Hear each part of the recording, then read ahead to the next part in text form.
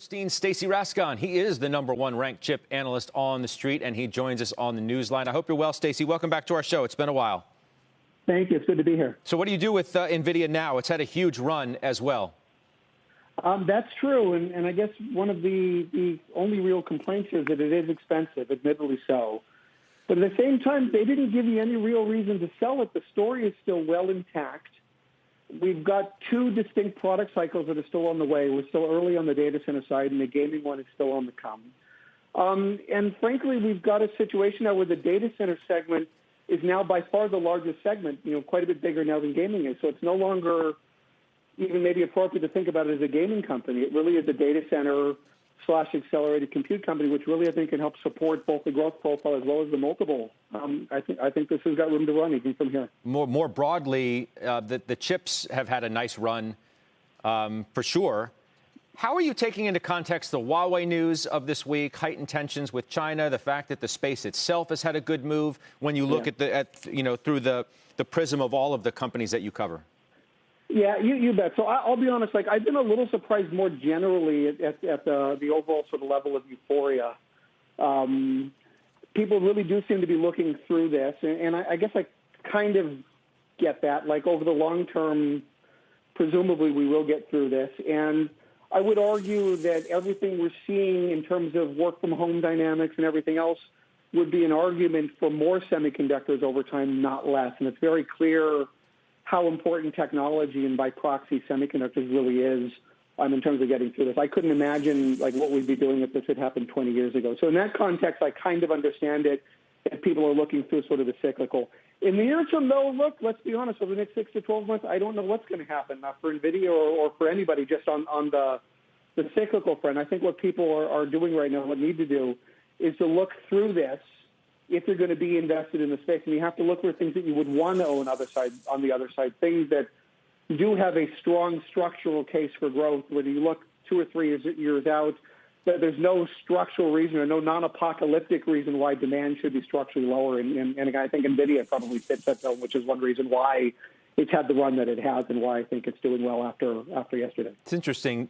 No one on my panel today owns Nvidia. You need to get your research in the hands of my peeps. They're missing the boat, apparently. And I recall, I think I'm right about this.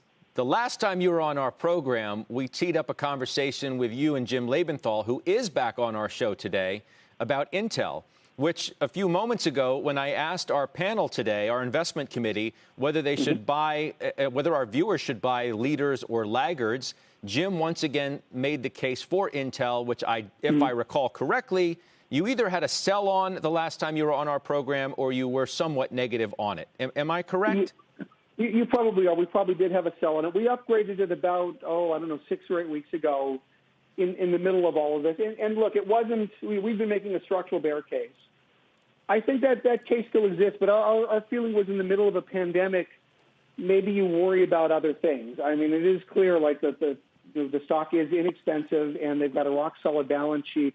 And if you're looking at all the end markets that are benefiting, I mean, it may be temporary, but things like notebooks and data center, they've been very strong. And certainly Intel, I mean, that's where the meat of their revenue is. That's where they are exposed. So my feeling when we upgraded was, if you were going to short it, at that point the call would have been a broader call on shorting semis, which maybe that would have been fine, but why would you pick Intel to be your guinea pig to execute that on? And we'll see kind of where it goes from here. Now, I'll be honest, also when we upgraded it, it hit our target price too. It had come down. It was $50. If it had been 65 or wherever, maybe I wouldn't have bothered.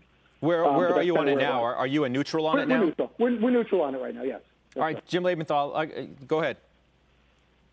Yeah, well, first, you know what? Look, I'm going to change the topic just slightly, okay? Because I'm looking at Nvidia. Great call. All right, it's going fabulous. It's got, a $230 billion market cap. When you, Stacy, look at that, do you say to yourself, hey, wait a second, they could digest Micron or something like that? Do you look at them and say they should use that share price for currency and go buy something that transforms them even further? They've done a fabulous job. I'm not selling anything that they're doing.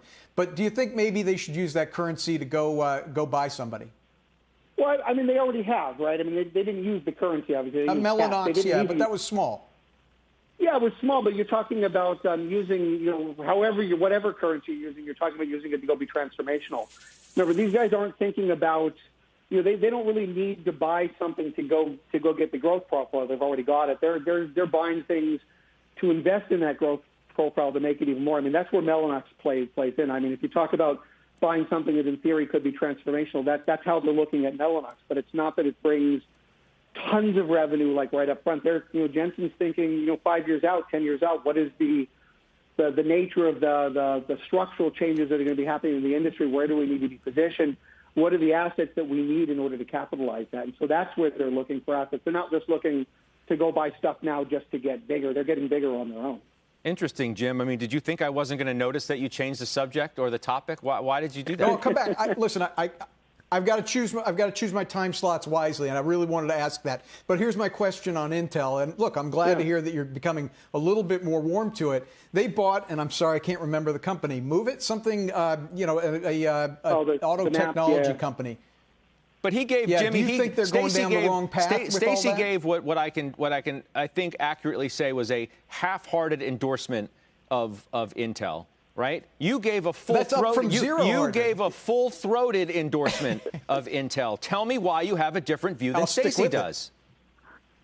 Yes, because of the context, Scott. And remember, I said it at the time that I think this market is top-heavy, okay? So the question was, in this market, would you want to take one of the laggards from the leaders? And my answer is yes. But I don't want to take one of the leaders because I worry in a downtrending market that it's got further to fall.